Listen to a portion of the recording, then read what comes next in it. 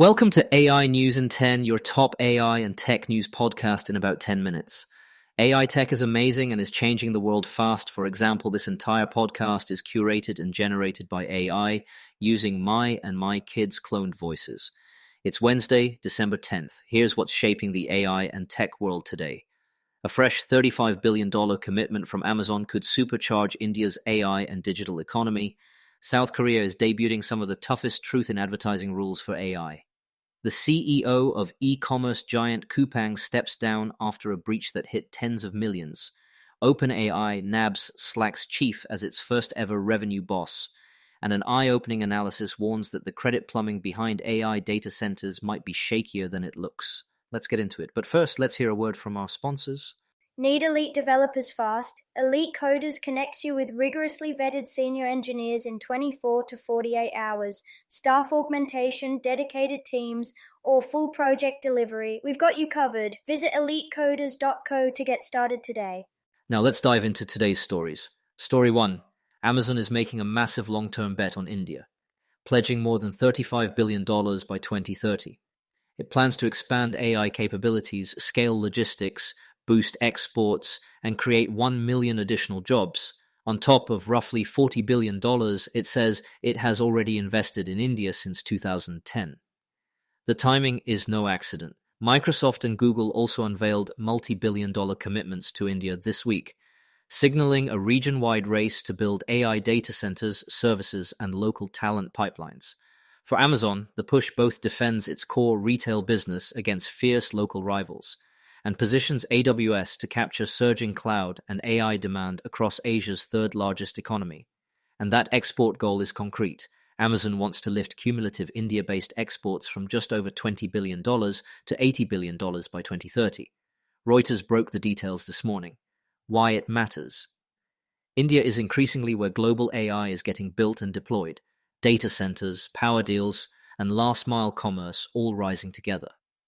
For developers and startups, this could mean better latency, more local model hosting choices, and expanded distribution via Amazon's marketplace. For enterprises, it's about proximity to compute and talent.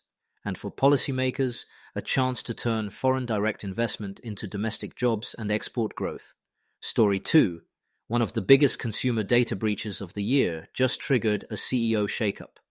Coupang, the dominant online retailer in South Korea, said CEO Park Dae-jun resigned after a months-long breach compromised the personal information of over 33 million customers. Authorities have raided Coupang's offices. The Prime Minister promised a rigorous investigation, and Harold Rogers from Coupang's US parent will serve as interim CEO. Reports indicate exposed data included names, emails, phone numbers, addresses, and some order histories, though payment data and logins were not affected. It's a staggering incident in a hyper-digital nation, nearly two-thirds of the population impacted, and it's sparking calls for tougher cybersecurity oversight. Reuters and the Financial Times have the latest. What to watch?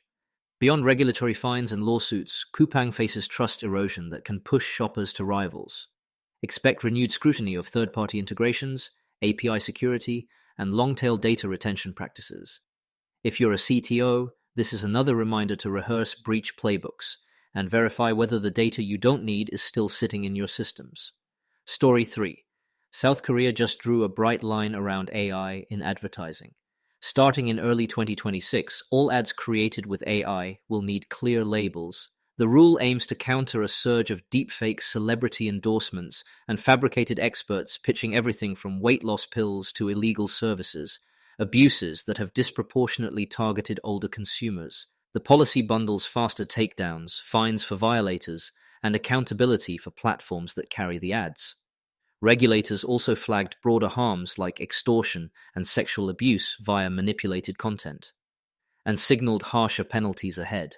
The Associated Press reports the measures are paired with expanded monitoring by agencies such as the Food and Drug Safety Ministry and the Korea Consumer Agency, ironically with AI helping enforce AI. Why this matters? Labeling isn't a silver bullet. Bad actors can strip tags or post from offshore, but it sets a compliance baseline that ad networks and creators must meet. It also foreshadows similar moves elsewhere. especially as elections and major sporting events drive high-stakes influence campaigns. If your product or creative pipeline uses AI, plan for provenance and disclosure features now to avoid last-minute retrofits. Before we continue, here's a quick message from our sponsors. This episode is brought to you by Family GPT, the AI chat platform actually designed for kids.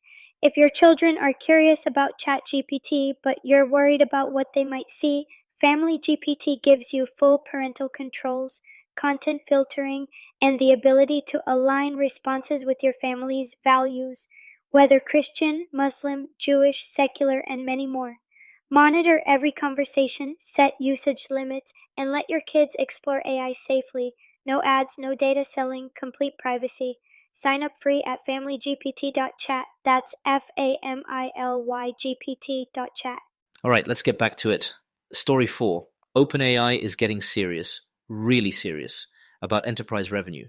The company hired Slack's CEO, Denise Dresser, as its first chief revenue officer, tasking her with global revenue strategy across enterprise sales and customer success. Dresser helped steer Slack through its $27.7 billion acquisition by Salesforce and previously ran global sales operations there, a profile tailor-made for turning AI pilots into platform-level, company-wide deployments.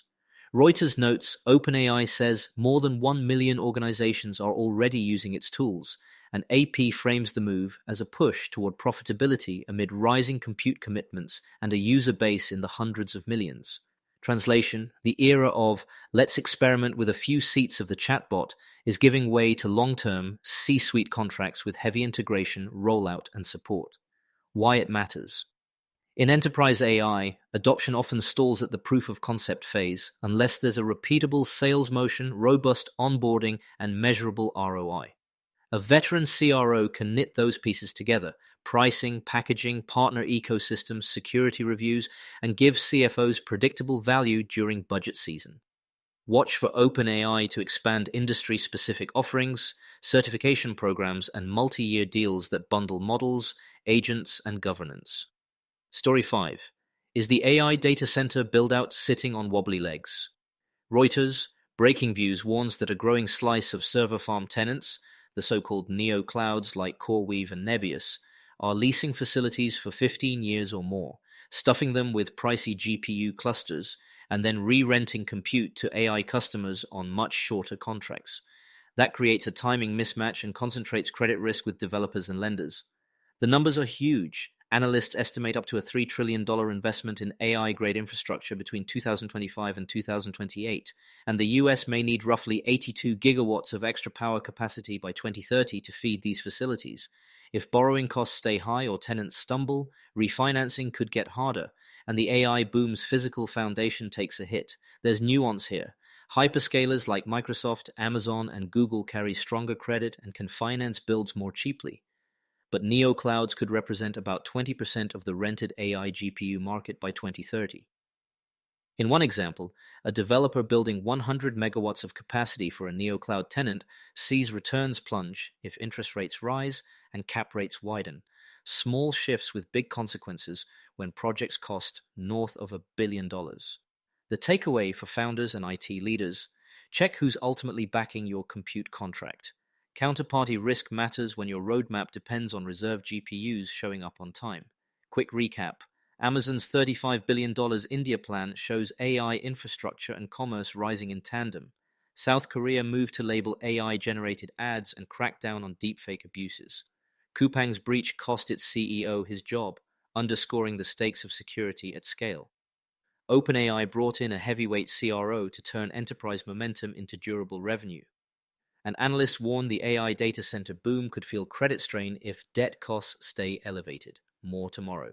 Thanks for listening, and a quick disclaimer: this podcast was generated and curated by AI using my and my kids' cloned voices. If you want to know how I do it or want to do something similar, reach out to me at emad@ainewsin10.com. That's ainewsin10.com. See you all tomorrow.